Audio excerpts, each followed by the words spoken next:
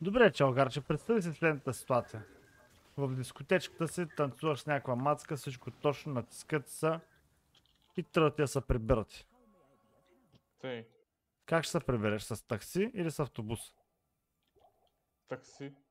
Добре, правилен отговор. Харесва ми тактиката. Обаче къде ще я закараш? Във вас или ще отидете в тях? В нас. Във вас къде е? Общежитието. Където и да е. Добре, да, прав си по принцип. Това беше irrelevant question. Добре. По средата на пътя тя ти казва, че има един проблем. И че всъщност не е жена. Какво правиш? Какво правиш, ме интересува? А, продължаваш напред с плана, защото вече си надървен като животно. Може да договори само за свирка. Б, договаряш се само за бърза свирка.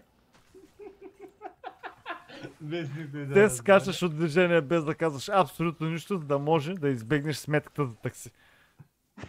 Бай, или я водиш при някой приятел, братле, в тях. И я зарязваш там.